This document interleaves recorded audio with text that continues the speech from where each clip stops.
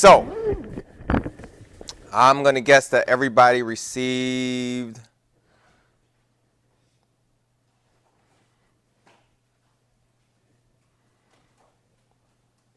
this weekend. Yes? Okay. So, question 1. Well, actually, comment number 1. Don't forget that when you're zooming in from home and your camera needs to be on, your face needs to be showing. So I need to see your whole face from top of your head to the bottom of your chin. All right? So that is part of it.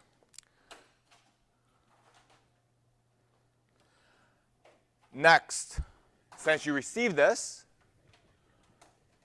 I'm guessing that you guys also have questions for me in terms of, hey, what am I missing? Right? Did everybody get a chance to see what I clicked on in terms of the rubric? Yes? Okay. You can do it on your phone, and you can do it at with your on your laptop. On your laptop, it will be that clipboard.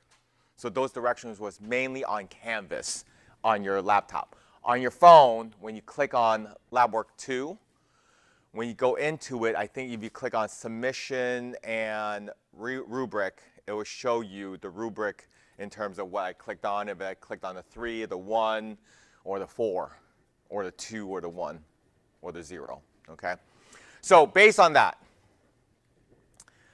number 1, I want you guys to understand, it is still a dry run. Right? The Lab Work 1, I just gave you guys all 100%, meaning, hey, this is a dry run. Here's some of the faults I usually see in the past that I currently see. No big deal. Doesn't affect your grade. Actually, it helped your grade because I gave you 100%.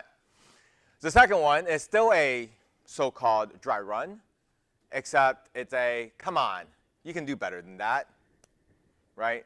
It affects your grade a little bit, yes. Now, before I even go into the lab work, I know that some of you guys are concerned about your grade. If you are, you should not be. Why? Because it's literally, right now, it's only 20% of your grade. If you currently have 100% in MLM and 100% on your lab work, your final grade right now is a whopping 20%. Because 80% of your grade is on exams. So should you be concerned about your grade? No. What's 20% going to do for you? Jack squat. Am I right? Makes sense, right?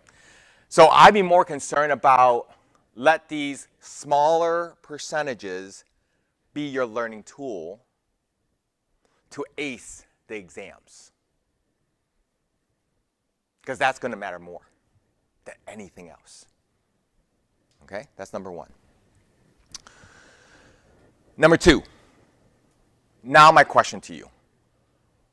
When you looked at this right here, so every single week, whichever problem I grade, I would do this, I would send it to you on Canvas. So you already know exactly which problem I'm going to grade. Okay? And then you can compare it to yours, and you'll already know approximately what you're going to get. I hit it, 100%. Ooh, I missed one thing, right? No matter if it's the what we know or the, if I miss something on what we know, then I'm down to 90. If I miss something on the work on understanding, down to 80. If I miss something on the scan, I'm down to 70. Okay? So what kind of questions do we have now in terms of how we're going to better Lab Work 3? That will help you do that. What kind of questions do we have?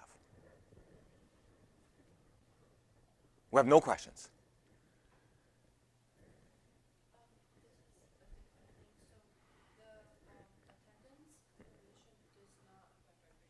Correct. Correct. Before I ask your question, so the question was, does the attendance verification affect our grade? So if you go into your grade book, okay, I know on the laptop it shows this. On the top right-hand corner, well, you might have to scroll down a little bit, it's going to show you like all the different quote-unquote assignments there. Like it will say MLM assignments, it would say lab work, it would say exams, it would say final exam, it would say attendance verification and all that type of stuff, right? And next to it is going to tell you what percentage it affects your grade, okay? So that should tell you that, and then you go. Now, I made sure that when I named the assignments, that I put in parentheses the percentage as well. So when we see attendance verification at the end, it should say, well, I don't know if it does. Sorry if it doesn't. So if you look at lab work, it should say parentheses 10%, right? Exam, parentheses 60%. Final exam, parentheses 20%. I want to make sure I named it so that when you saw it, you're going to go, oh, okay, that's 20% of a grade. Your questions?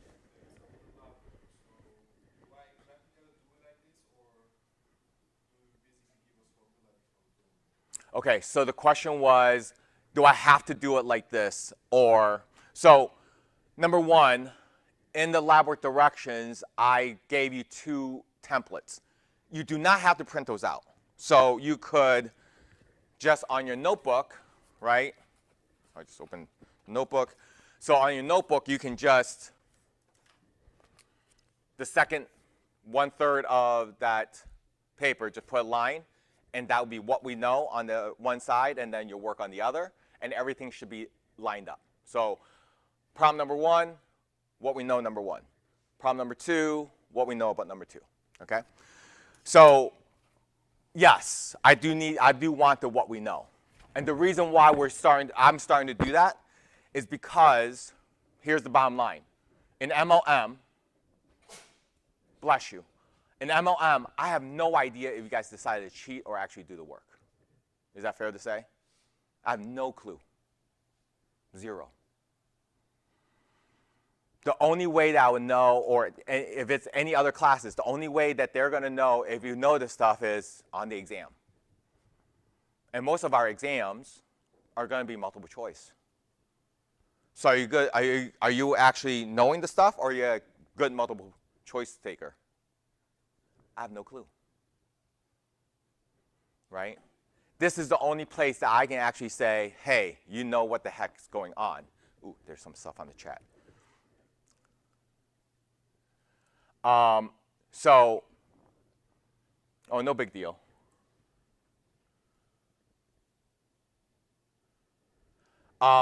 I will answer that question, by the way.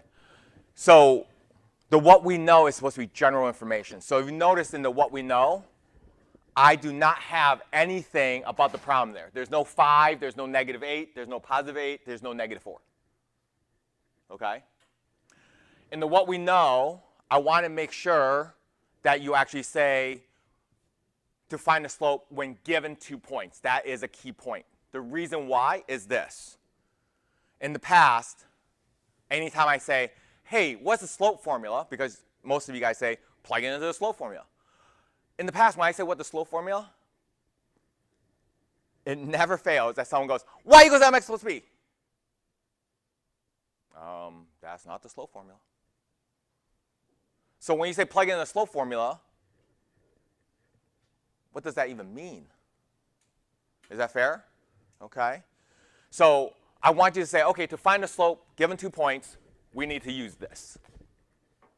Or you could have said, hey, chances stack them, so I'm going to stack them. But still, when I'm given 2 points. So that was the key in here. If that was missing, given 2 points, I took off a point. Okay? And then on the work, I wanted to actually see the work, because what's a mistake that people make here? They always forget the subtraction sign. They would take like the -4, the negative on the 4 as a subtraction sign, and it becomes 8 minus 4, and a lot of people made that mistake. That's why I want to see that. And here's the thing. Remember how I said I encourage you to use PhotoMath, MathWay, ChatGPT? here's the thing. The reason why I encourage that is because if it looks like it, you might want to put something more into it. Is that fair to say? Okay. In fact, people wrote, use a slope formula, and then over here they did x2 minus x1 over y2 minus y1. Not just that. They decided to do y2 minus x1 over x2 minus y1. So they totally mixed it up. So to me, they don't even know what this formula even means. And because I see those in the past, that's the reason why I stack them. There's a reason why I stack them. It's because I've seen the mistakes in the past, and how do I go about addressing it so that it doesn't? Make sense? Any other questions that we might have?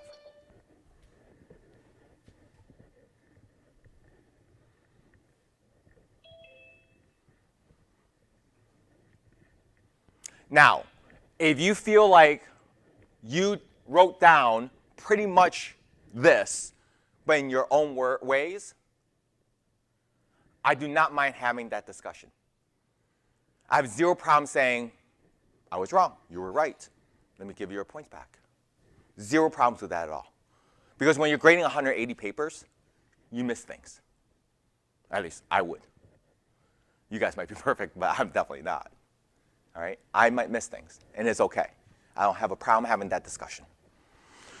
So the question on the chat says, asking, since we didn't have Monday's class, are we going to go ahead and postpone the due dates? The answer is no. We're still going to cover the notes that we need to cover for that to happen. Okay? Any other questions? Any other concerns? Nothing? Nothing at all? Are we sure? All right. I just want to make sure that you got back in so that I can answer that question. No questions whatsoever? None? At all? Whoa. This is not Tuesday, Thursday class. It's Monday, Wednesday class. All right. So no questions? Going once? Going twice? All right. And don't forget, for anybody that's new to my class, I do want to bring this up. Let me get to your class here.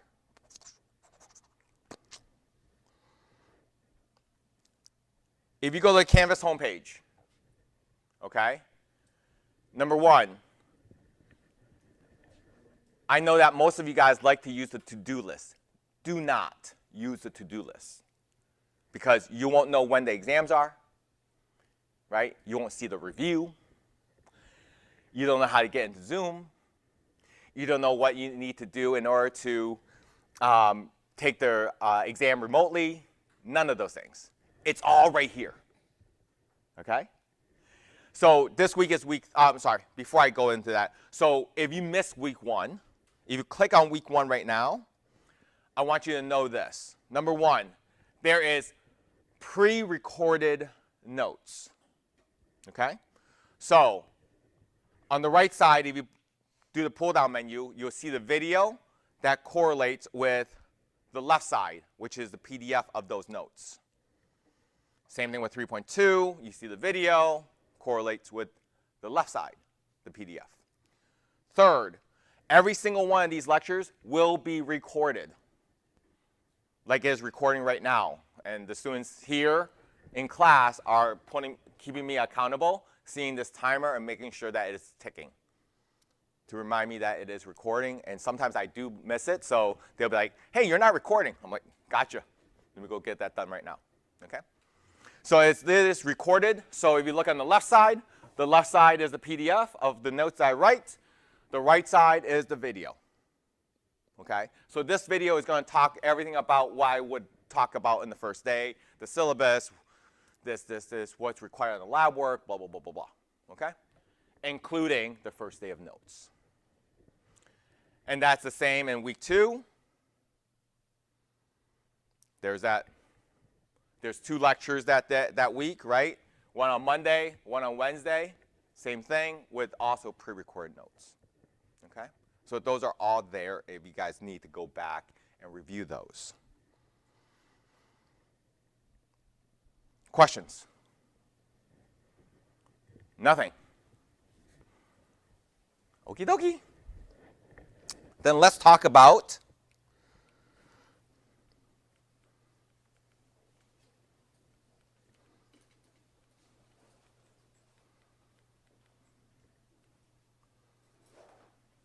so for people at home, just so you guys know, if you're wondering about how I give notes on the iPad, and I also move around quite a bit, right? I point things up on the board and stuff like that. So on your Zoom, on the top right-hand corner, it should say View. If you click on View and did side-by-side speaker view, you will see that half your screen will be the notes, the other half will be my face, right? But if I move to the board, at least you can see it on the other screen. All right, so linear inequality. So back in high school, you guys did this. If you guys had less than sign or greater than sign, how did you graph it? You used a, very good, open circle, right? Because it didn't include a certain point, so you guys used an open circle. Now, when we did domain and range, we talked about interval of stuff, and if it didn't touch, like infinity and negative infinity, we use parentheses. That's all true so far? Now, if it was less than or equal to, greater than or equal to, we use a closed circle.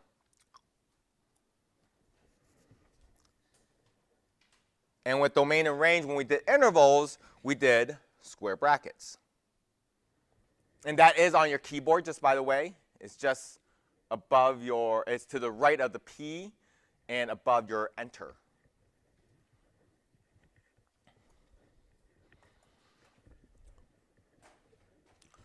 So back in the day, if you were to graph x is greater than 5, the way you guys would do that is do this. You would draw a line. You would put down 5. And then you would draw a circle and point it to the right. Is that true? That was a solution, your so-called solution. Well, this is considered one-dimensional, okay? It's considered one-dimensional because the line that you drew, that horizontal line that you drew, was just the x-axis. But now we're going to go two-dimensional. So we're taking that line and we're stretching it vertically. So really, if you took a line and stretch it vertically, it becomes a rectangle. If you take that rectangle and stretch it to a third dimension, it becomes a rectangular prism or rectangular cube-like thing, right? So let's go two-dimension or two-dimensional. So if we are adding the y, 4, 3, 2, 1, 0, if we're to add this right now, the y-axis, this is what happens.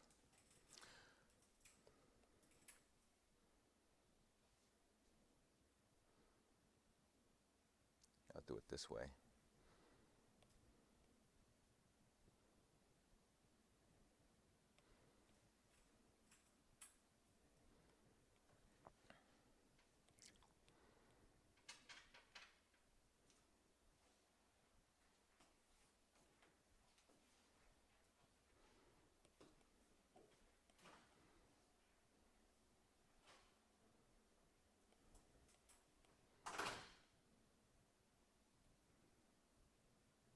So this is what happens when you go from one-dimensional to two-dimensional, okay?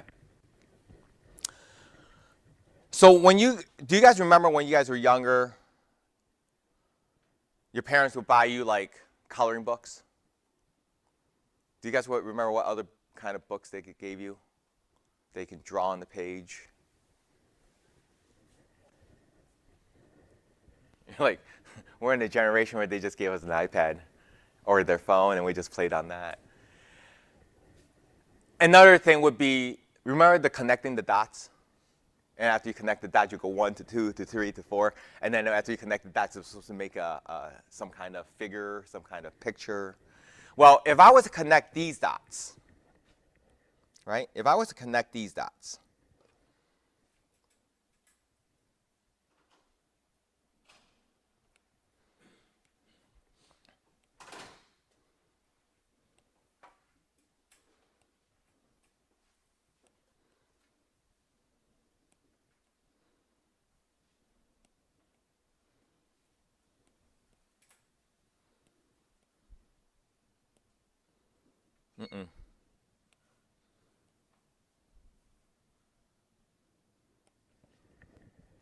what kind of line would I get? Don't tell me vertical. I already know because x equals would be vertical. What kind of line is that when it's not vertical? Now that I threw that in your head, you're like, ah, huh? Parallel to the y-axis. What else? I'll help you guys out. Ready?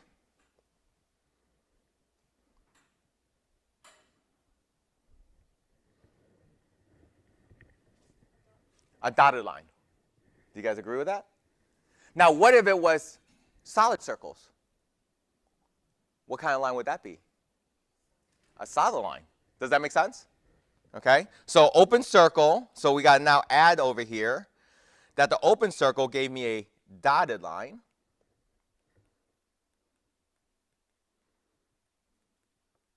And closed circle is going to give me a solid line. Awesome.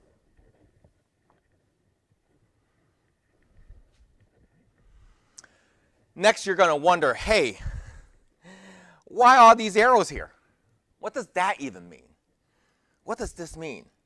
Well, in one-dimensional, everything was pointing to the right because everything to the right of 5 is greater than 5, right? So when we go two-dimensional, so there's multiple answers in one dimension, there's even more answers when it goes to two-dimensional. So this is really the shading, which tells you where the solution is. Meaning, if I was to plot this point right here, okay, and we were to name that point, is the x value at this point larger than 5? Yes. This point right here, the x value is larger than 5. The x value here is also larger than 5. The x value here, is that larger than 5? No. That's why that's not shaded. Does that make sense? Okay. Now, why did I only care about x value? Because the graph is asking for x values that are greater than 5. So that's why I was looking at the x values in all these different places. Is that fair? But of course, we're not going to go that simple. And by the way, for the people who are new, if you're at home, just unmute yourself and speak. If you have questions, same thing with people here. If you have questions, just speak. You don't really need to raise your hand. I don't mind pausing and stopping. Although I might need you guys to remind me where the heck I stopped. Any questions there? We're okay? Of course, we're not going to keep everything so simple where it's x greater than or y is greater than or whatever, right? We're going to go back to actually graphing diagonal lines. So on diagonal lines, in the equation, what do we have in there? There's always a blank and blank. There's always an x and a y. If there's only x alone or y alone, we know it's either going to be vertical or horizontal, right? So let's take an example here. Let's say I got 3x plus 4y is greater than negative 20. So this sign here, oopsies,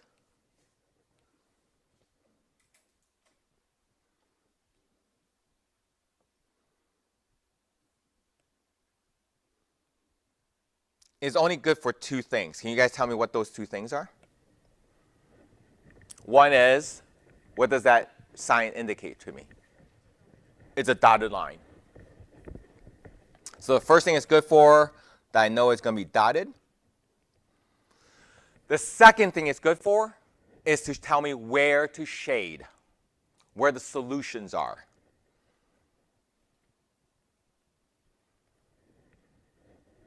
Okay?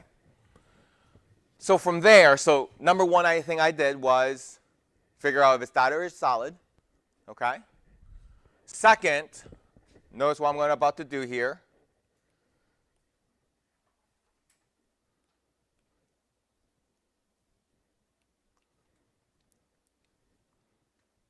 I'm making this a regular equation. Okay?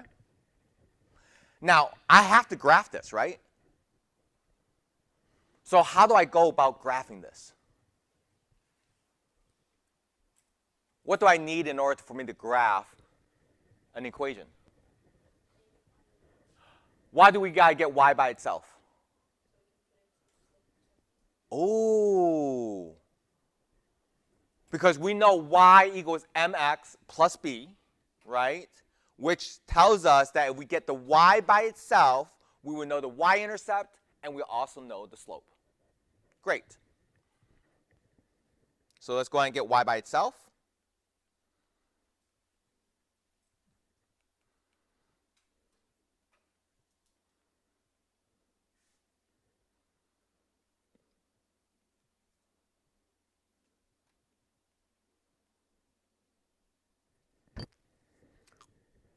Any questions on how I got that? Any questions on how I got that? None? We know exactly how I got it? It's okay to say no. Help me out here.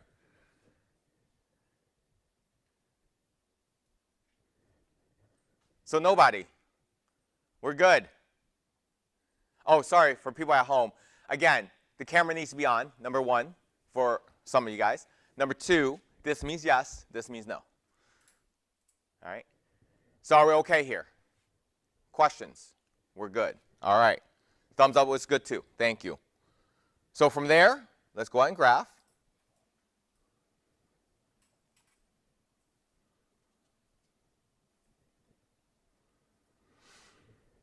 My y-intercept is what?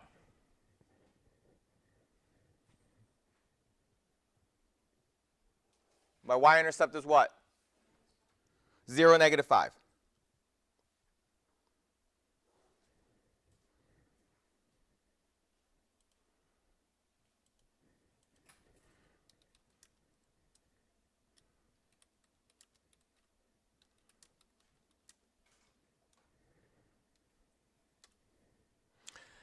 And then how do I get to the next point?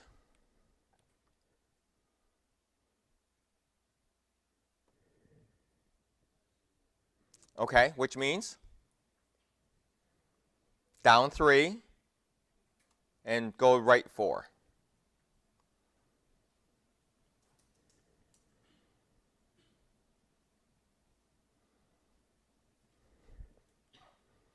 What's wrong with this line right now? It needs to be, there we go. Yes. And right 4. Because it's -3/4. And the -3 means go down. Correct.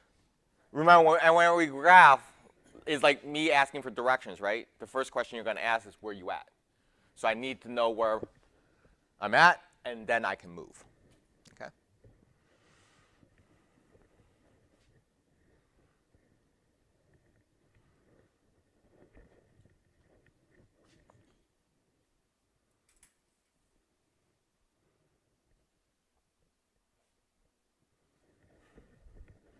That's actually a little bit off here. There we go. There we go. Somewhere it's off. Maybe I'm not off. Oh, I'm not off. There we go. Okay. So now, number one, Dotted or solid. Number 2, we get y by itself so that we can graph. So we graphed it. 3, 4, now we got to figure out where to shade. So I'm going to take this original, I'm going to bring it down, and I'm going to go ahead, well, before I talk about that. So I have 2 choices, right? I can either shade in this direction, or I can shade in this direction. Let's call it Team Barney and Team Hulk. Okay? Barney's purple, Hulk is green. Okay? So the question is, which way do we shade? You think Barney? Well, let's find out. So let me tell you guys a story. Okay? So let's say that one day you guys came to class, all the desks are cleared out, you see a line of balls in the center. Okay? And you have a team on this side, you have a team on this side, but you came in late. So like, Chan, what are we doing today? I'm like, well, we're playing dodgeball. Right? And you're like, okay, which team am I on? I go, well, you're so freaking late. I already announced it like 5 times. You figure it out. Which team would you be on? Now, a very popular answer is, well, I'll count, and whoever has least amount of players, I'll go on that team. But you're assuming that I'm a fair, nice guy. What if I wanted to strike up 2 teams that the students I like versus students I don't like?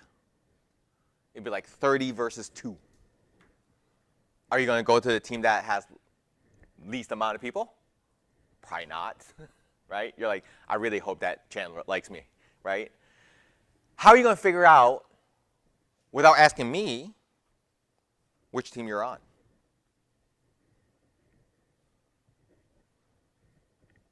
You're able to ask a question to someone. What question would you ask? Any ideas?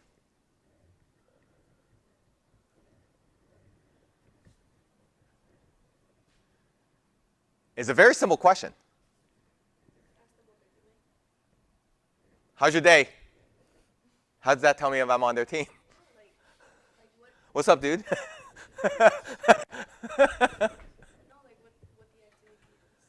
Oh, it's dodgeball. But like, what question can I ask him to see if I'm on his team or not? Huh? Isn't it just as easy as just to say, am I on your team? Because hopefully he paid attention, right? Because if I ask him, am I on your team, only 1 or 2 answer comes. What are the 2 answers? Yes or no. If he says yes, which team am I on? I'm on this team. If he says no, which team am I on? Am I right? Is that fair? Right? So this is the reason why we're actually going to test a point. We're either going to test a point that's on Barney's team, a point meaning a player on Barney's team, or we're going to ask a player on Hulk's team. Is that fair? Okay. So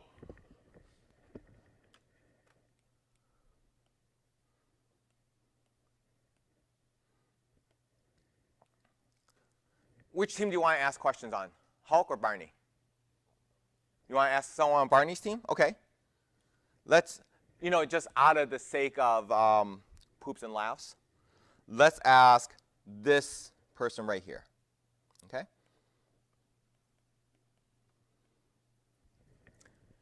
She has a very kind-looking face. All right? It seems like she's very inviting, so I'm going to go ask her on Barney's team. Okay?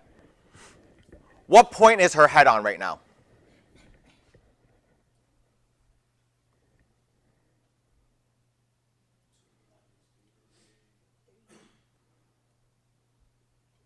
Three, -2, right? From the origin, I go right 3, down 2, right? So I'm going to go ahead and test that point, 3, -2. Okay? So I got 3 times plus 4 times. See if that's going to be greater than negative 20. All right. So it's 3 times 3 plus 4 times negative 2 greater than negative 20. So let's see. This is 9. This is minus 8. Is that greater than negative 20? Is 1 greater than negative 2? Yes. So in other words, she said yes. Does that make sense? So when I tested a point, when I asked her, am I on your team, she said yes. True? So if she says yes, that means I must be on her team. Is that true? So therefore, I would take this and shade everything this way.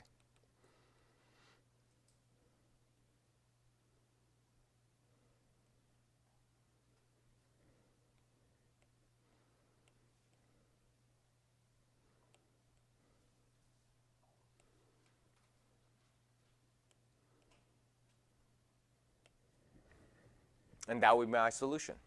Questions about that? Yes?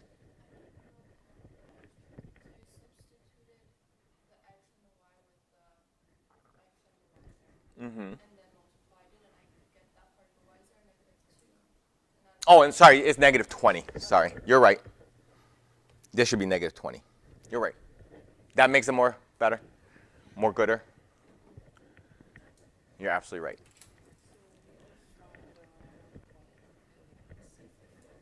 If it works, if it's a yes or a no. So let's say, for example, that we pick someone from Hulk team, okay? So if I was to pick someone over here, let's say this point right here,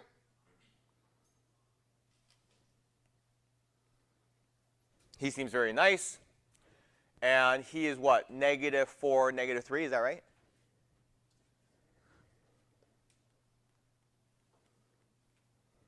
So let's test him.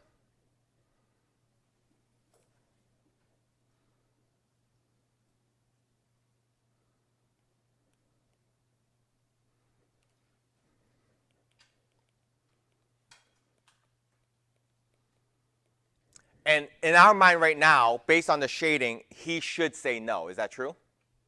Okay. So let's try it. So -4, -3. This is -12, -12, -24. Is -24 greater than -20? No.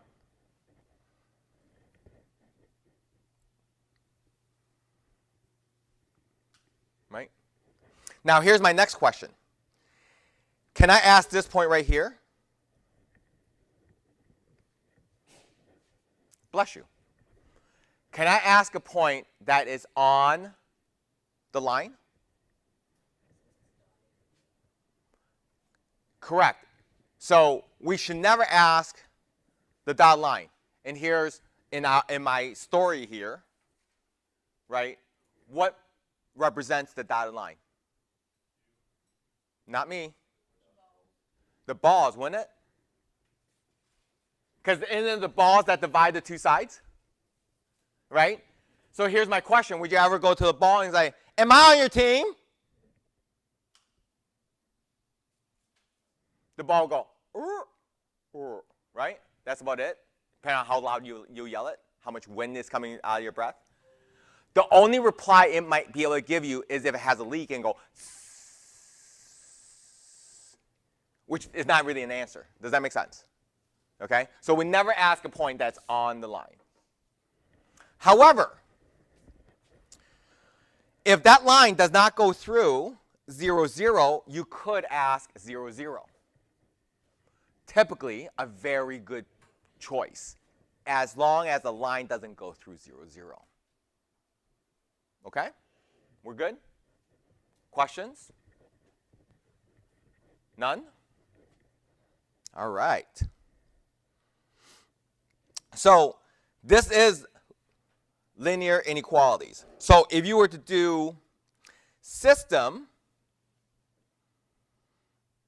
of linear inequality, oops.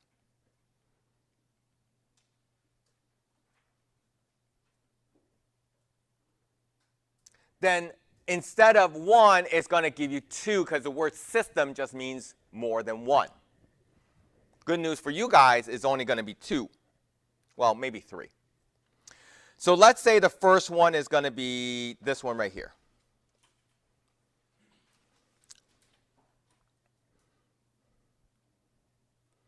And the second one is going to be this one right here.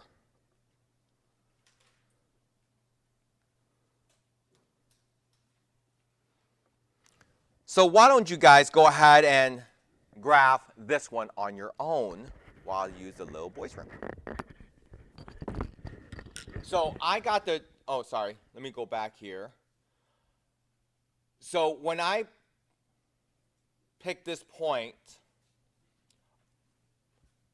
right, I'm just picking a point on one side or the other side of the line. It does not matter which one.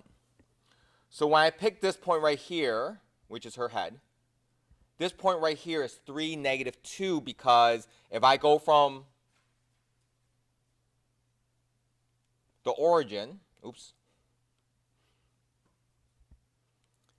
if I go from the origin, right, I got to go 1, 2, 3 to the right, then 1, 2 down, which is -2 to get to that point. Okay? And again, it doesn't matter which side of the line we pick. That's why we even picked this point right here, right?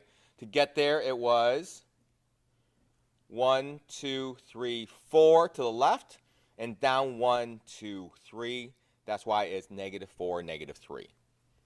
So because we already shaded in this direction, because she said yes, that means if I was to come over here going, I want a second opinion, right? He clearly said no, so therefore I know the shading is correct. Do you always have to test 2 points? No. You only need to test 1 point to know which direction to shade. Does that answer your question? Okay, cool. All right, so go ahead and deal with this one and tell me what that graph looks like. So just this one, just the blue one. I'll deal with the red one afterwards. I'll be back.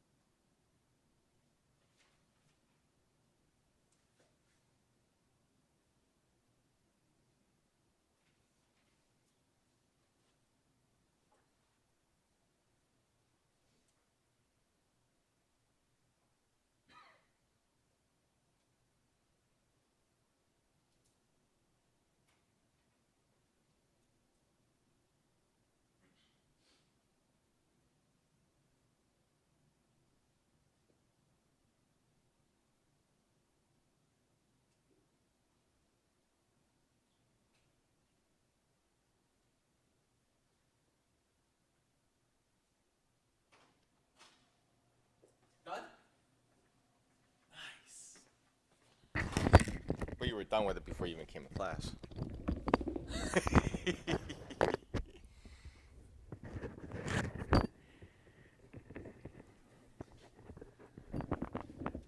How did we do? How did we do? Did we first say this was a solid line? Yes? So I'm sure that everybody goes, oh, the first thing he did was said this was a solid line.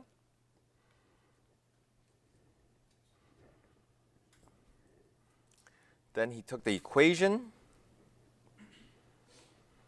and made an equation and got y by itself.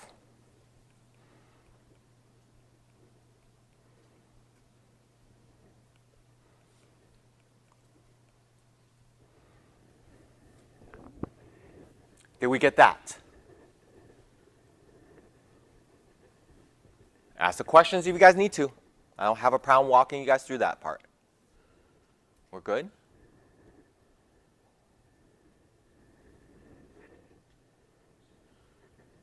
Try and make my return slow so that people have a chance to ask questions.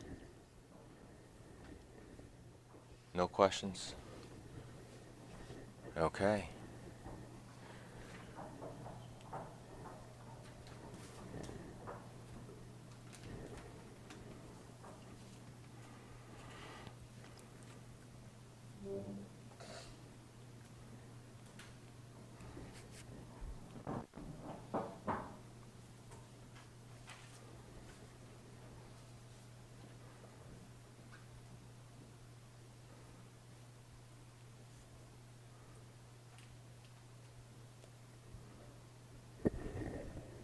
Did we graph that?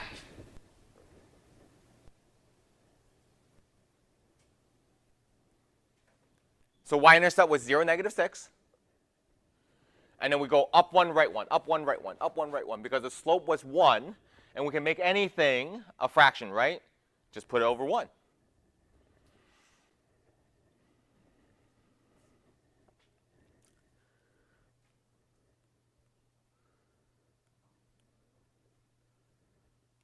So what point do you guys want to test?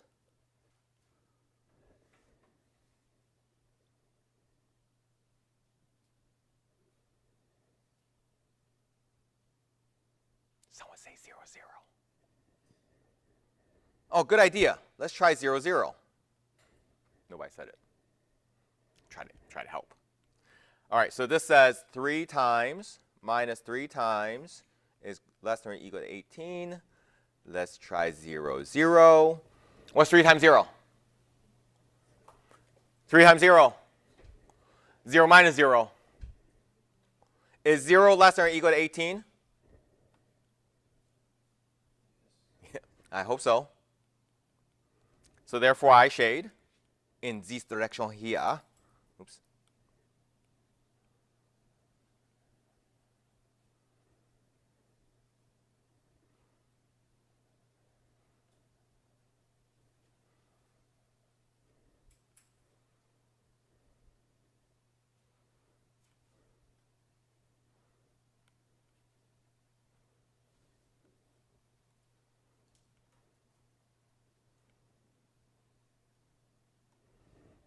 Okay? So when you guys get systems, when there's more than one, I would tell you to graph each one separately. However, on the same piece of graph paper. So the first one here we already graphed, right? We graphed it up here. So let me see if I can take this one.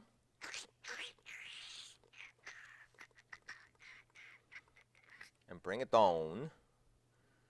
And plot it right on top. Oops.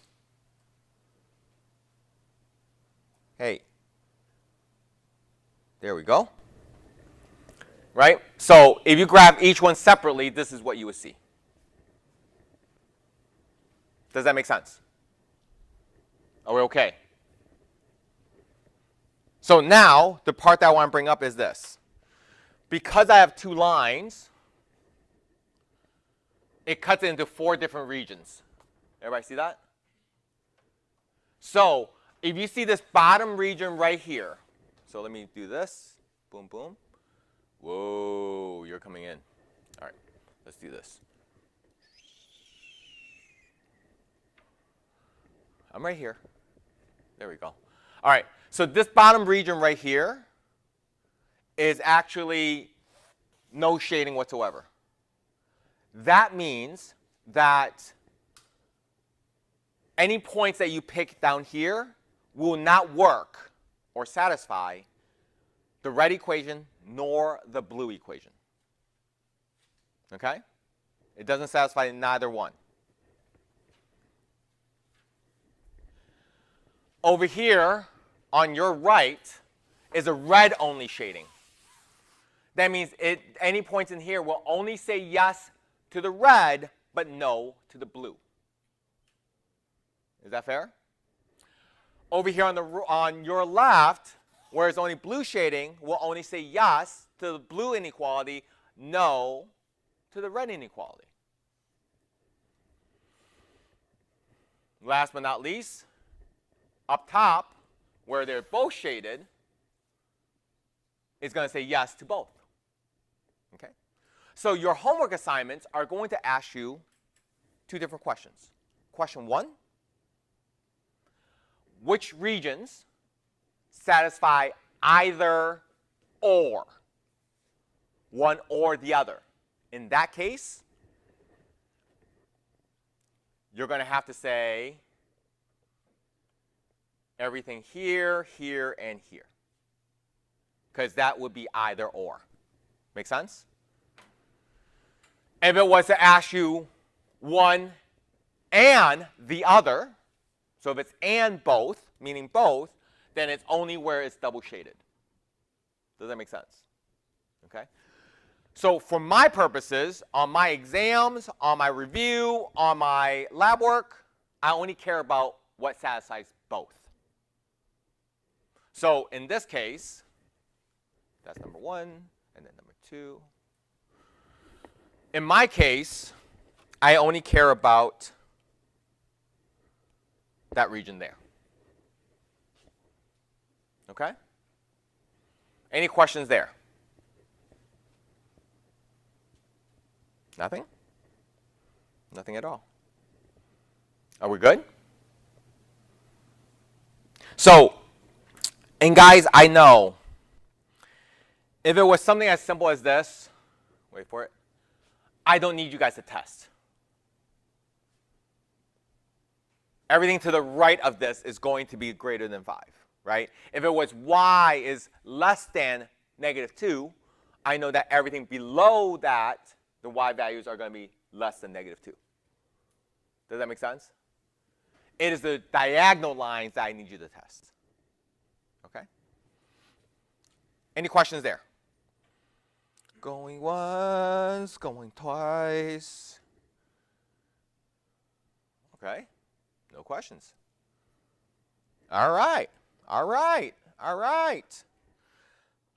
Let's talk about system of linear equations.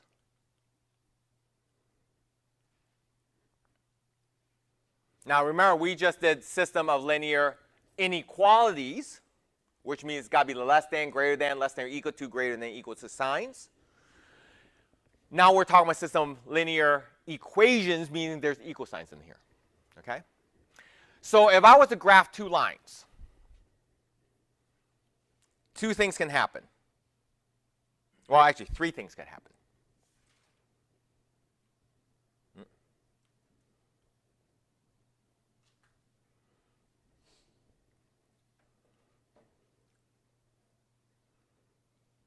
Case number 1.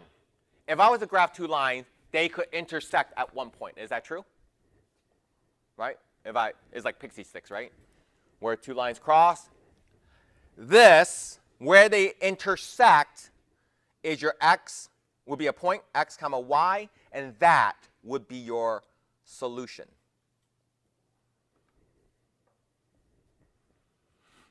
Okay? Where they intersect would be your so-called solution.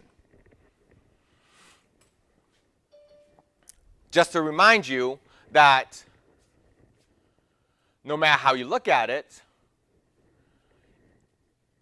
if you find an x, there has to be a y that goes with it. If you solve for y, there has to be an x that goes with it. Got it? There's no way to find an x and saying, oh, there's no y. It doesn't meet. Okay? Because when you find an x, it means that both lines shares the same x. That means those two must share the same y. That's why you get the point. Second possibility.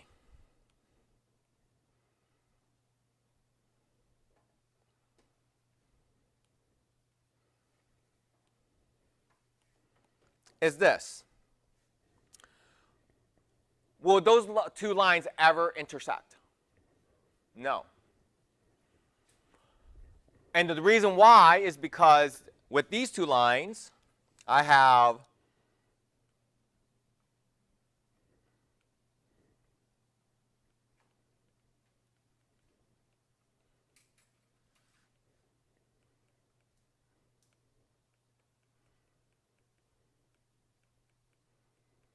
right, is the same slope but a different y-intercept. Because they do not intersect, no, all good, bud. In this case, there is no solution because they don't intersect. So your question is, how are we going to know? Because you just said, if you find an x, there's got to be a y. If you find a y, there's got to be an x. So how the heck are we going to know when there's no solution? That means you're not going to find an x. That means you're not going to find a y. When does that happen? Great question.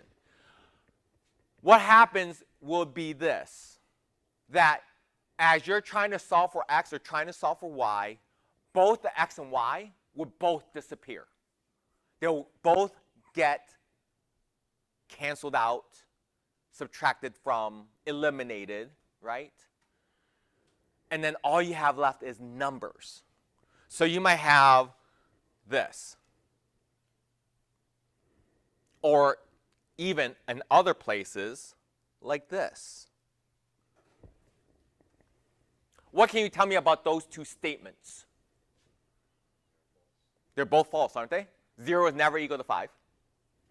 And 0 is never greater than 5. True? So these are called false statements.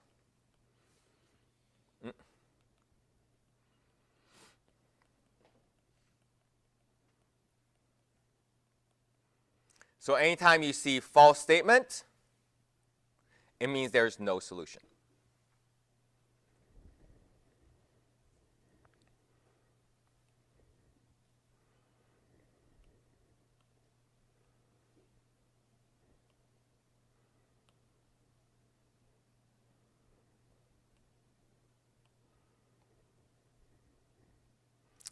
And then there's the third scenario,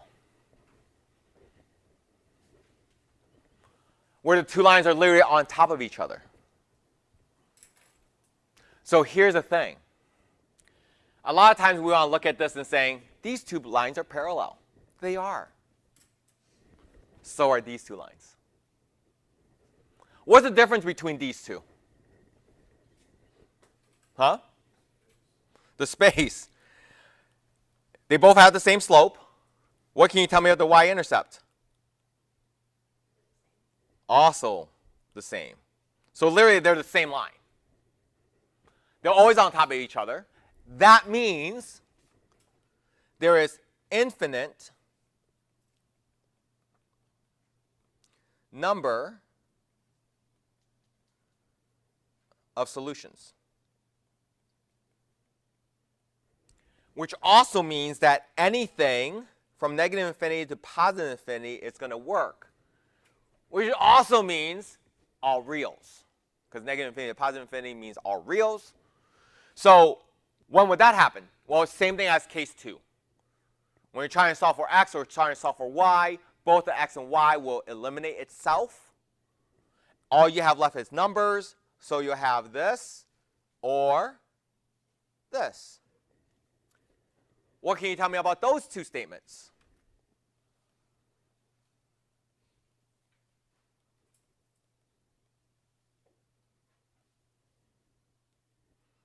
Those are true statements. So anytime you get a true statement, it means this. You're going to get infinite number of solutions.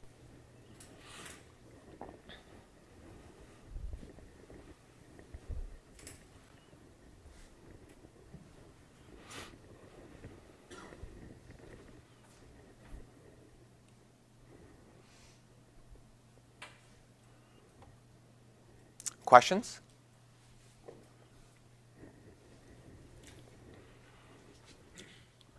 So to do this, we are doing two different methods. One is going to be called substitution. The other is called elimination.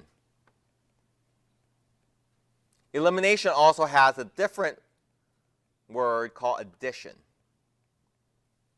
So when you hear elimination method or addition method, they mean the same thing.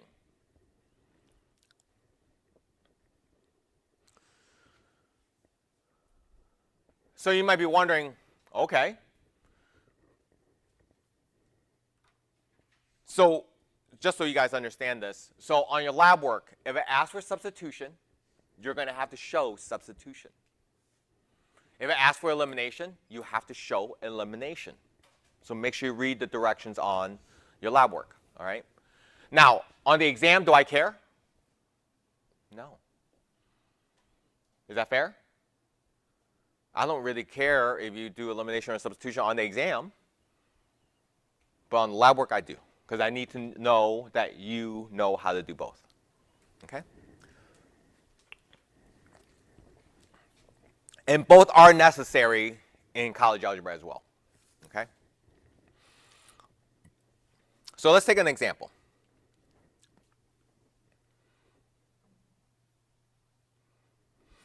Let's say I got 5x plus 2y equals 8. And then x minus 3y equals 5.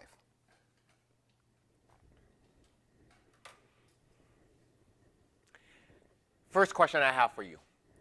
Both of these two equations are in what form? Starts with an S. Because that's y equals mx plus b, right?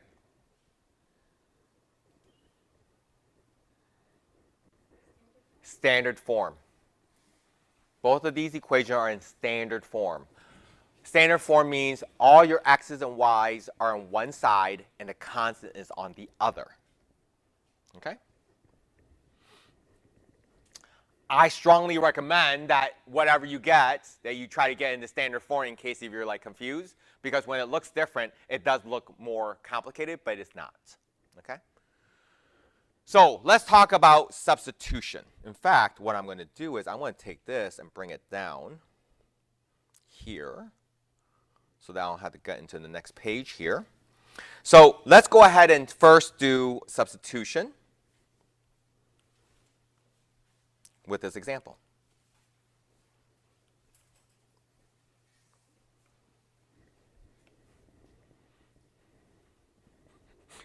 I got to remember that you guys can't do that in your notebook. Select, duplicate, drag.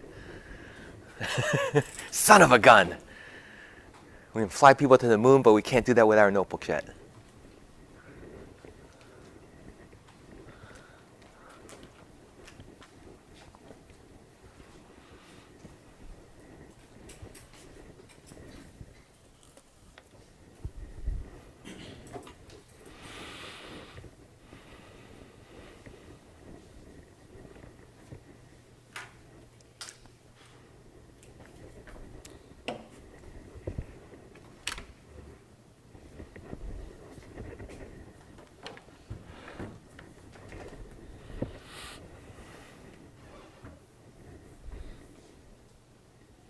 No, the thing is crooked. Is that crooked? That's not crooked.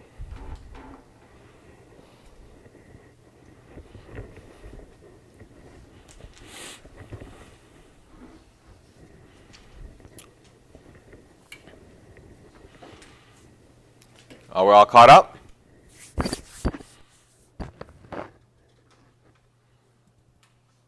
Okay. So I'm going to give you the criteria here. So listen carefully. So with substitution, we're going to look at the coefficients of the x's and y's and look for the term that has a coefficient of 1 or negative 1. is there a term that has a coefficient of 1 or negative 1? In the second equation, yes? Okay, great. So we see that right here, this coefficient is 1. Got it? So again, in substitution, we're looking at the coefficients of x's and y's to see which one has a coefficient of 1 or negative 1. And what we're going to do there is that we are going to go ahead and solve for that variable. So you told me the x. So you told me that this right here has a coefficient of 1 or negative 1. Great. We're going to go ahead and solve for that x. So x is going to equal to 3y plus 5.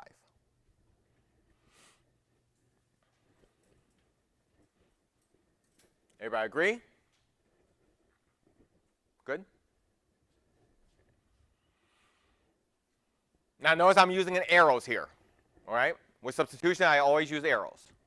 So now I'm going to take this, I'm going to go ahead and plug it in to here. Do you guys know why you like to use arrows? Because this is what people tend to do. They solve for the x on the second equation, and then they go ahead and plug it right back into the second equation. Was the first equation involved at all?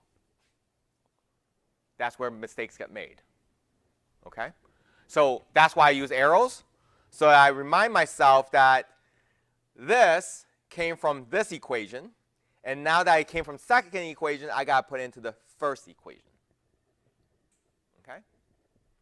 So this is where I substitute x for this. So here we go. So now I got 5 parentheses plus 2y equals 8. So I'm replacing the x value with this binomial. Does everybody see what I did there?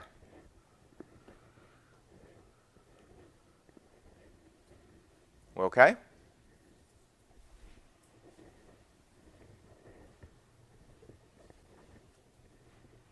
Now, let's go ahead and solve. Now, notice right here that I see there's only y's in this equation. There's no x's. So let's solve. I got to distribute the 5.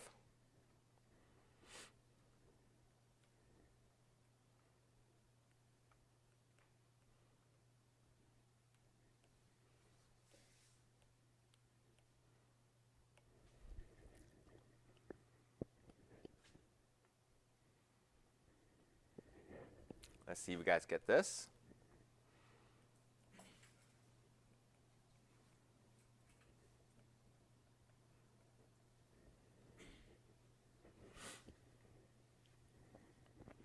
Do we see what I did? If not, I don't mind going further into it. Did you subtract 8 to 10? The other way.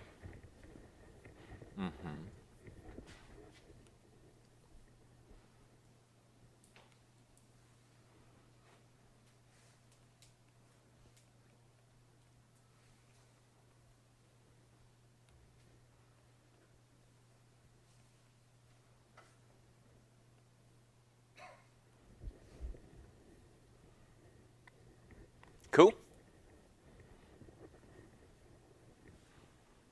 Okay. So I found a y value. Since I found a y value, there must be an x value that goes with it. So how the heck am I going to find an x value?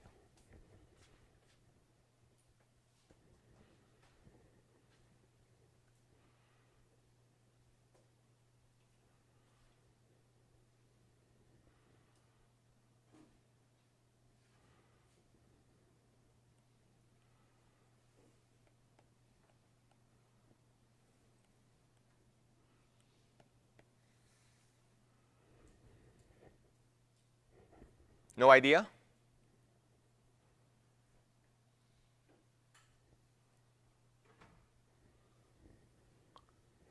Now, ladies and gentlemen, if you trust your algebra and you trust that this is correct, you are welcome to plug this back into here. If you do not trust yourself, please plug it back into one of the original equations. Is that fair? Okay. So if you trust yourself, great. If you don't, it's okay too. So this is going to be x equals 3 times plus 5, so negative 1.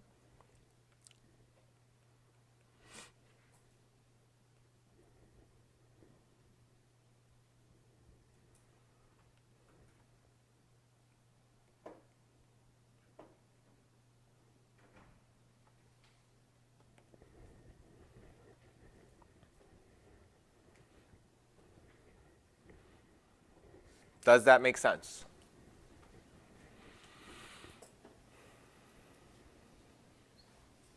Ask the questions you need to ask.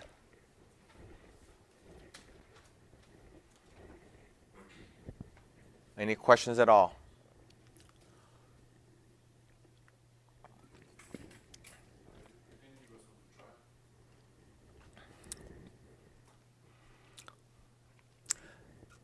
How about if I go through elimination first, and I'll give you one to try?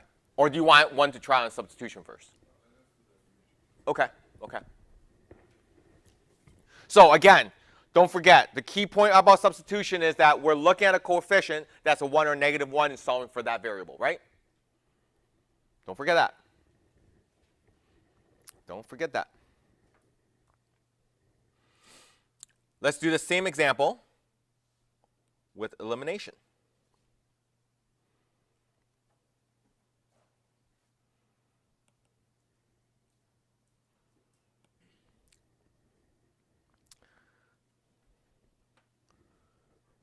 Any questions on the substitution so far? You're good.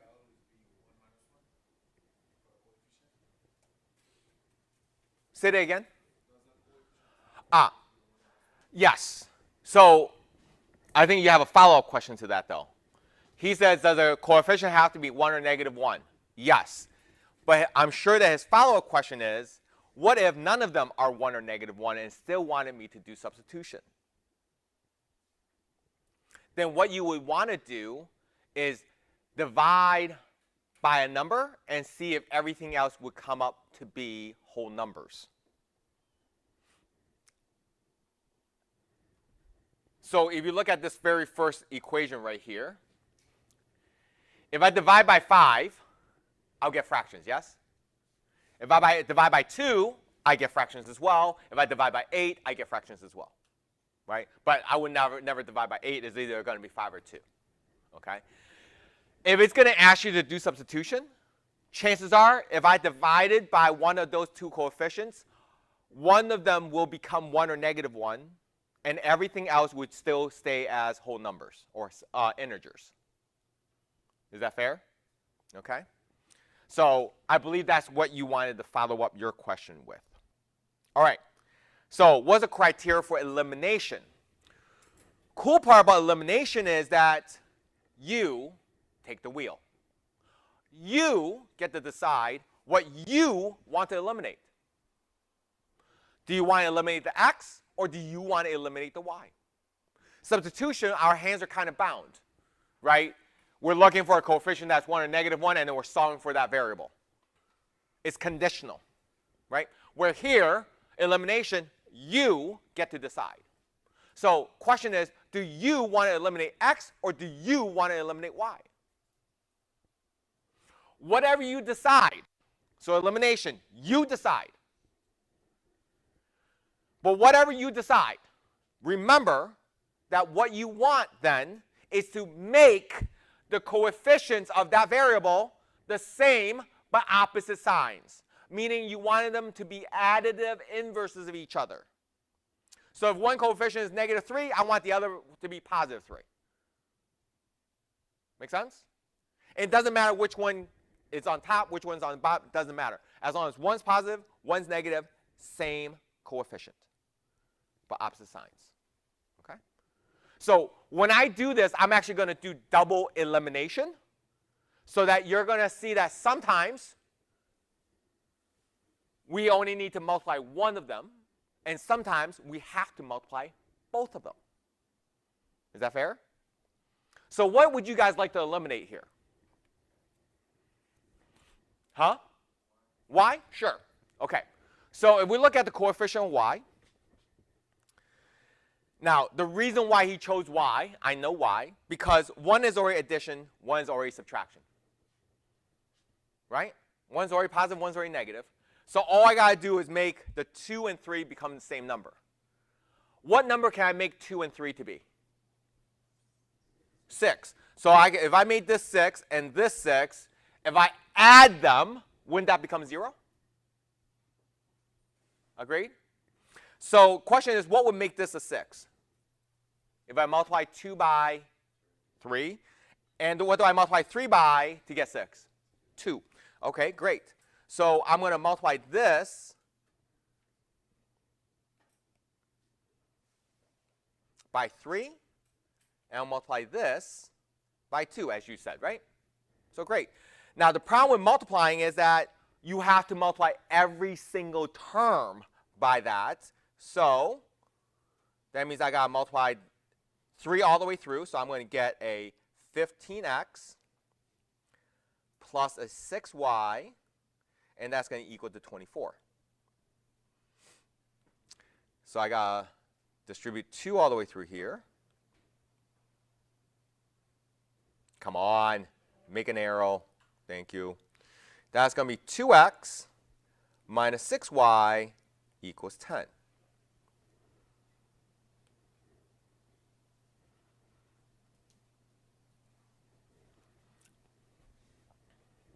Any questions on that so far? So again, elimination, you get to decide. The only thing you got to do is make sure that the coefficient is additive inverses of each other, or same number, opposite signs. The reason why it's also called addition method is because now we're going to go ahead and add the two equations together. So if I add the two equations together, I'm going to get a 17x equals to 34. Notice that the positive 6y, negative 6y gives you 0. And if I solve for x, x is going to equal to 2. Booyah. Now, could I take that x equals to 2 and put it into one of the equations and solve for y? I can. You can definitely do that. But again, I say to you that I'm going to do double elimination because this first example showed you that I have to multiply both equations by a number in order for me to eliminate. I'm going to demonstrate that sometimes we only have to multiply by 1. So to tell you the truth, honestly, I'd rather do double elimination over elimination and substitute. And the reason is because if this came up to be a fraction, do I really want to put that back into the equation? No. Right? No, nobody wants to deal with fraction. So that's why double elimination is great, because even though this is fraction, I just do the other elimination, I'm good. Right? So since the first one I decided to eliminate y, now I'm going to decide to eliminate x. So when I look at the coefficients here, since this is 5, what does this coefficient have to be? A 5 or a negative 5, right? So that means I got to multiply this by a negative 5, and I'm going to keep this one as is. Yes, go ahead. How did I find this?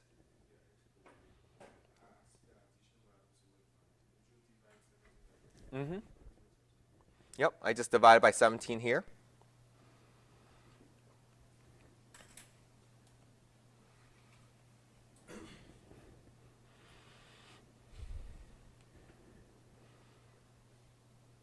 So here I got multiplied negative 5, so I got negative 5x plus 15y is equal to negative 25. Now add them.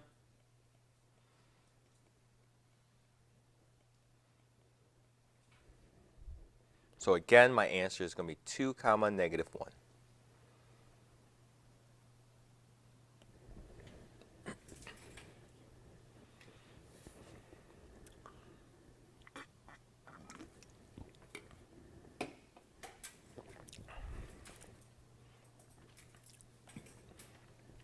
Questions?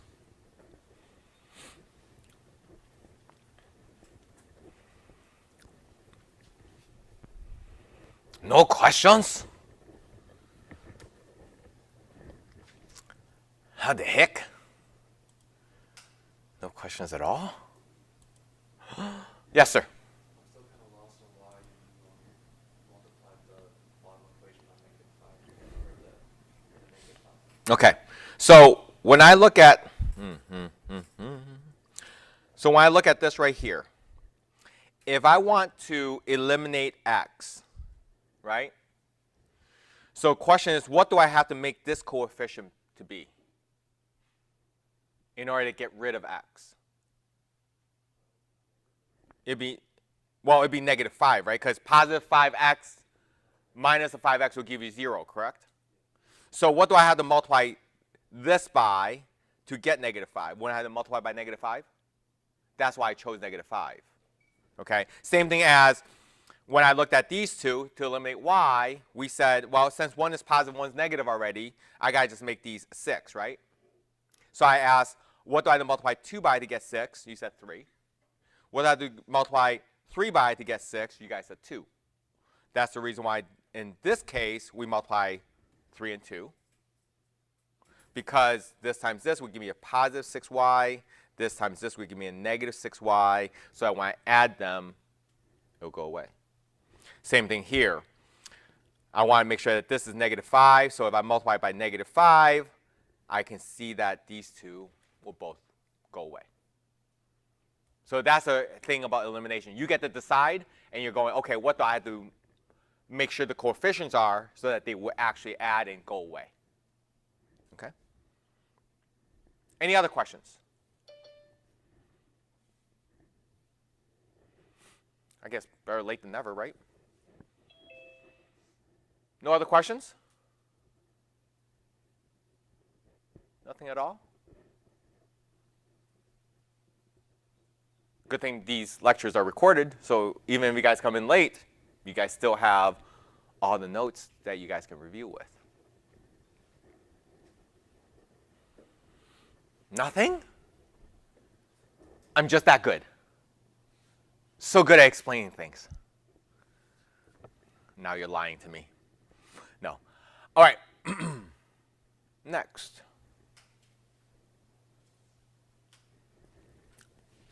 So the question was, could you give us one to work on our own? Sure. So you want a oil. That's what those are called, on your own. So let's say x minus 4y equals 8. And 2x minus 8y equals 8. Wow, those 8s are amazing.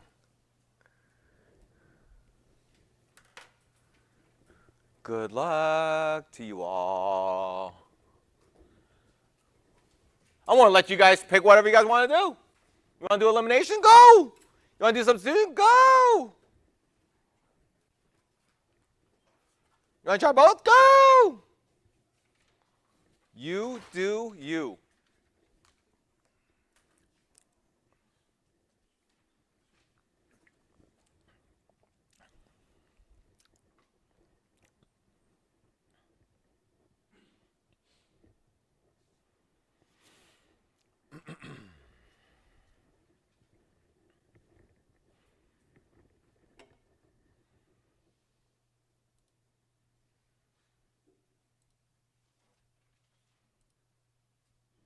Hey, that's not what I wanted.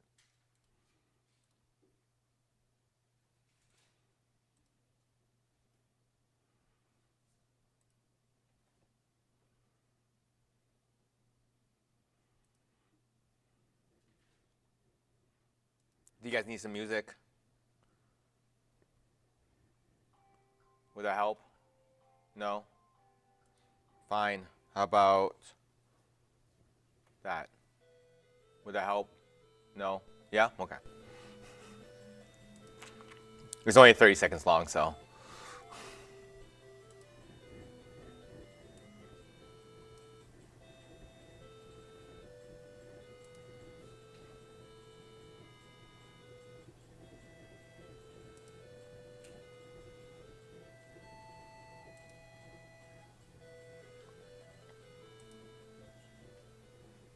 Oh.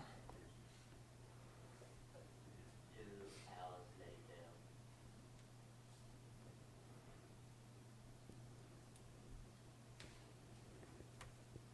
See how quiet it is?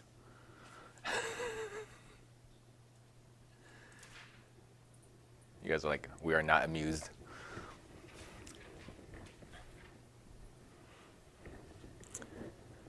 What did we figure out? Don't worry, you didn't do anything wrong. Even though you might think that you did something wrong. Okay, you did something wrong.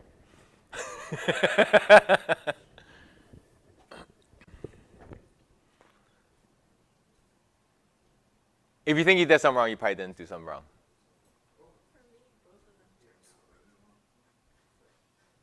What do you mean flipped? You mean the coefficients? That's okay.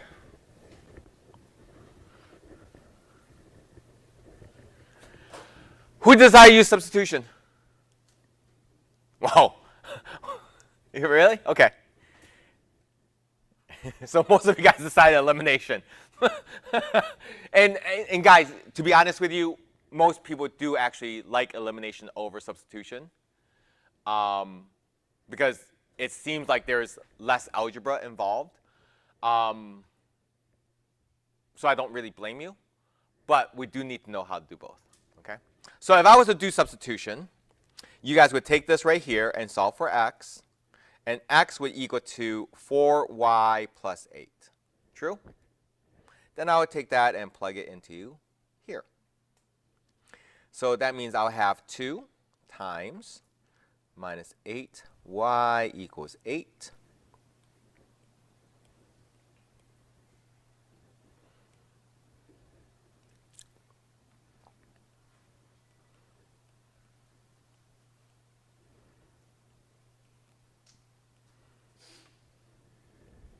What do you just notice about the 8y?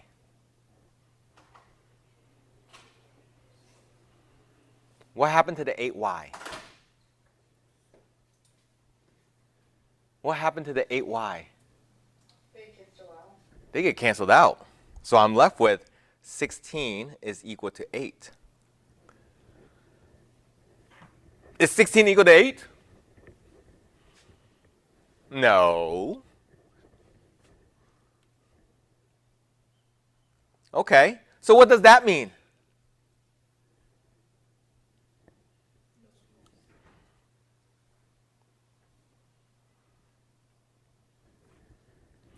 And if you did elimination, same thing would happen.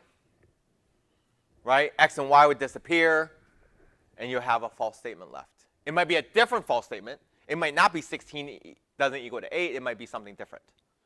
But no matter how we looked at it, it's still a false statement. Therefore, there's no solution.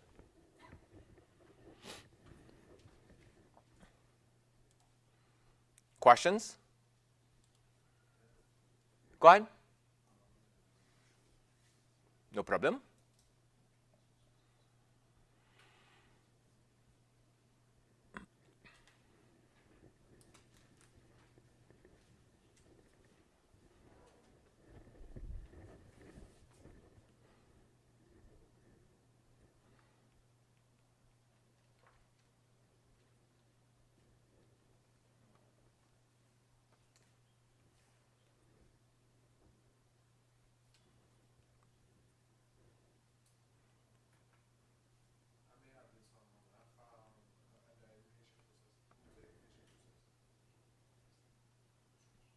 I did substitution.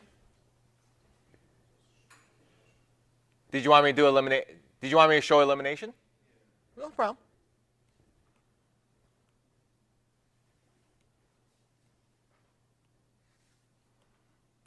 Okay, tell me what you did.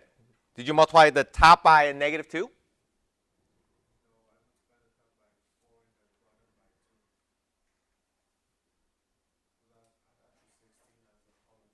Okay, so you multiply the top by 4 and the bottom by, there's your problem.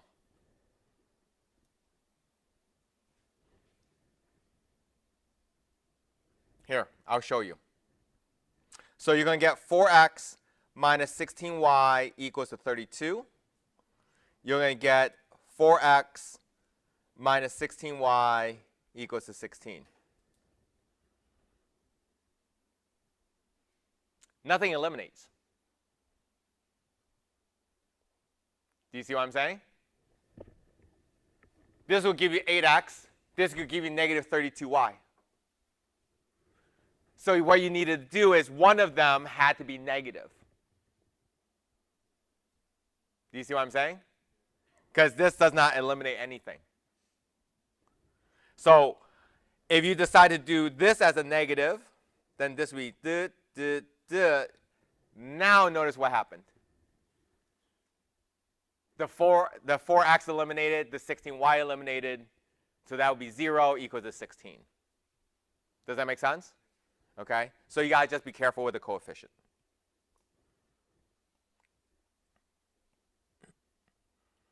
Now you guys should be very interested in this.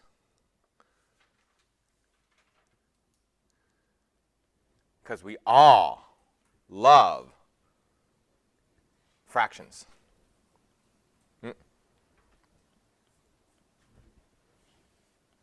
Yes, nobody says that they love fractions, trust me. Okay. So, and here's the scary part. I'm giving you a tool that can eliminate fractions. And the scary part of that, after exam 1, you guys are going to forget. I'm going to have to remind you during exam 2. And then for some reason you'll forget again. I'll have to remind you in exam 3. And you'll forget again, and I'm going to have to remind you in exam 4. Right? If I don't like spiders, and you're like, hey, just spray this, you never get spiders. Am I ever going to forget? I shouldn't. I make spiders? Okay, I'm just going to keep on spraying so that there's never ever spiders. But it's like you guys forget, you're like, ah, spiders! I hate spiders! Did you spray that thing? Oh, I forgot. How do you forget that? I get to help you eliminate fractions all the time, and you guys are going to forget. So how do I go about eliminating fractions? So right now, I'm going to say to you that I'm going to show you this. I'm going to eliminate the fraction, and then I'm going to leave this be so that you guys can see that there is no fraction. So first of all, if I look at the top one, all right? Number 1, notice that the y doesn't have a fraction.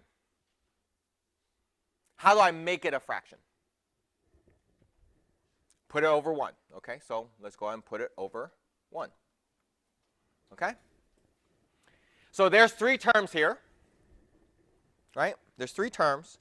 So let's say, as a story, that these 3 are triplets. Triplet sisters. Spoiled triplet sisters. So hopefully nobody here is spoiled triplet sisters. So I don't want to offend anybody. So let's say they're spoiled triplet sisters. And what do they do? Why are they spoiled? Because they keep on going to Dad and saying, Dad, you like that sister more than me because that sister has this. And then another sister will come and going, Daddy, you like this sister more than you love me because she has this, I don't have that. And at some point, Dad is going to be really upset and saying, stop it, girls.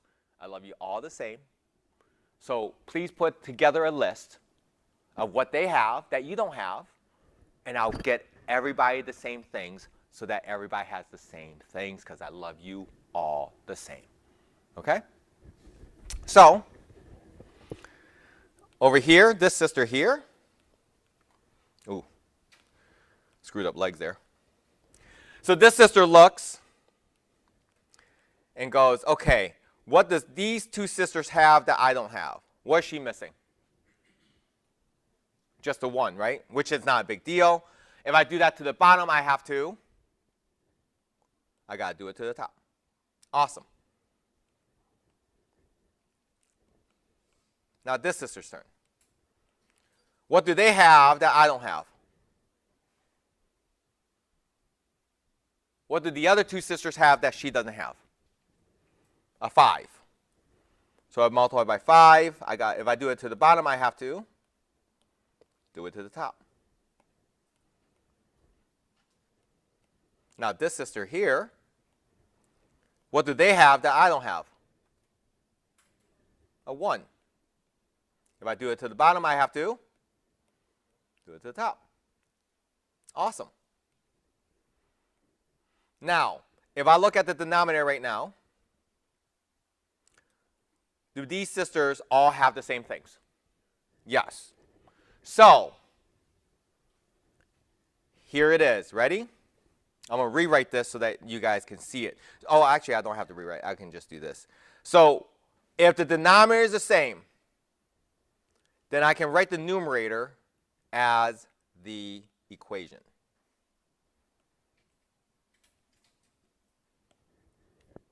So therefore, this is going to say 3x plus 5y equals 26.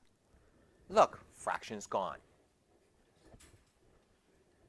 So this can only happen if the denominator is the same and it's an equation. That means there's an equal sign. If those two are the case, then you can rewrite the top as your equation. Okay? Yes. Once you get the denominators the same, then everything's good. Do you guys want to try with this one?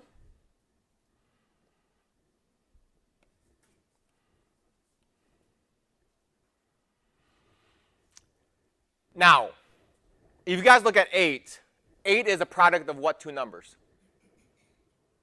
2 times 4, right? So really, the 8 looks, you can see is 8, but really, it is really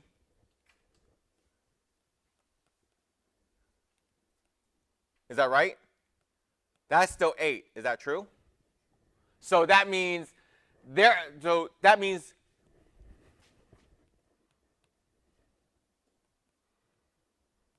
this sister is not really missing anything, right? Nor is this sister. What is this sister missing? She's just missing the 2. And if I do it to the bottom, I have to do it to the top. So now I can look at the denominator, right? Everybody agree?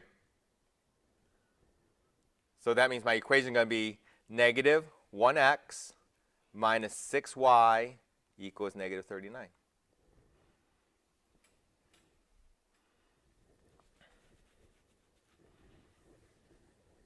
Questions about that?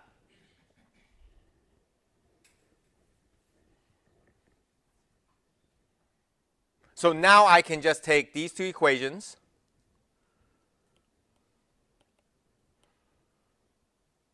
and do my problem through elimination or substitution.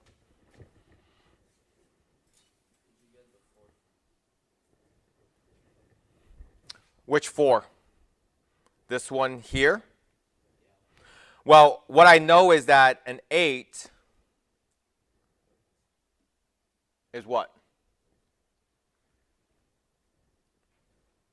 Here, let me do this. Let me bring this down. Bring this over.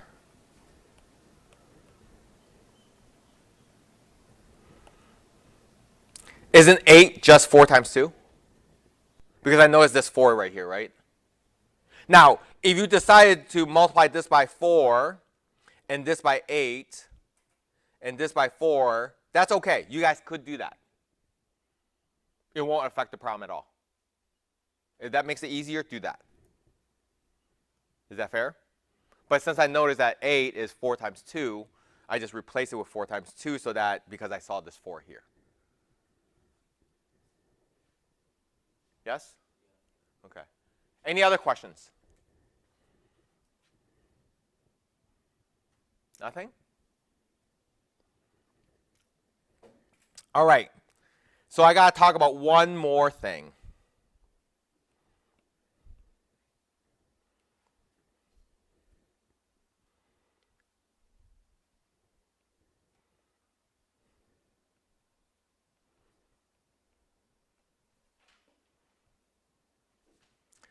So when my dad opened the restaurant, yeah, it's a Chinese restaurant.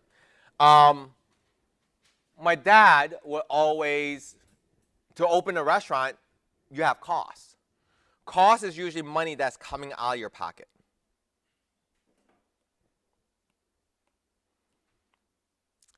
And revenue is money that's coming back into your pocket. So the day I open the restaurant, usually I start with $0. And hopefully as the business goes, it will climb. Agreed? The day I open the restaurant, usually the money that came out of my pocket is quite a bit. Right?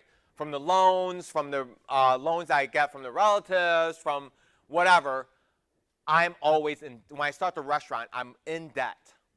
Right?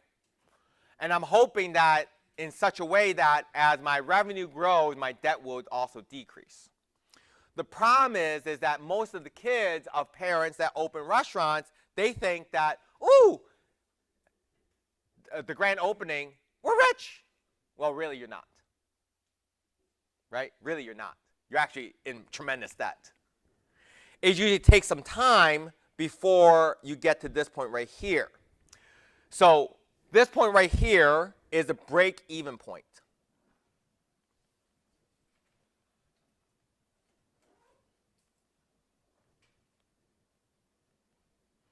The break-even point means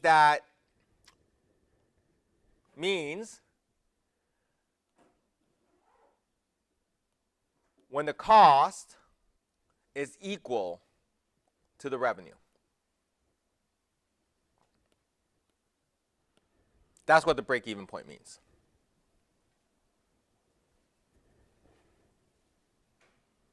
So anytime you see break-even point, think cost equals revenue.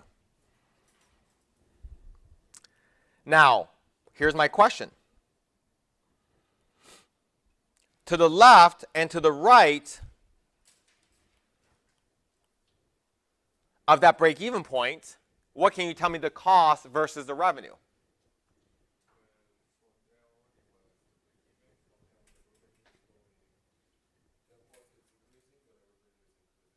So if you look at this point right here, notice that the blue line is higher than the red line, right?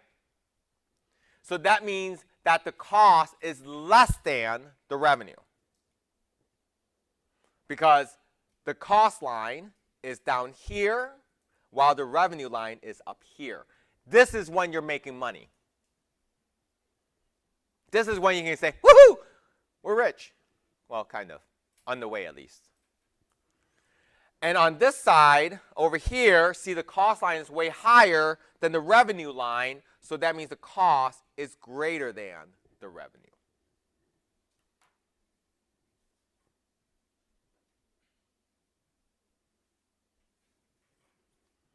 Any questions?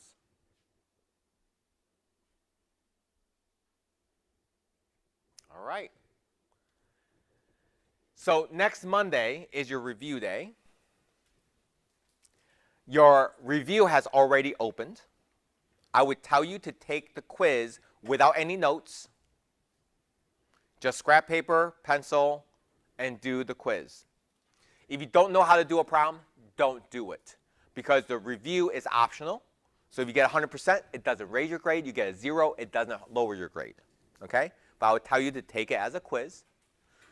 And once you're done, print a PDF out and circle the problems that you guys got wrong and what problems you got right. And again, 1 doesn't equal to 1. 2 doesn't equal to 2. So please be careful and bring those questions on Monday. Yes? No, I did not do it. If you want to know the answer, it's actually in the pre-recorded notes. The answer is -3.7. Yep. So ladies and gentlemen, please have a wonderful, blessed day. Please be safe. Love you guys. See you guys on Monday. Later. Have a great weekend.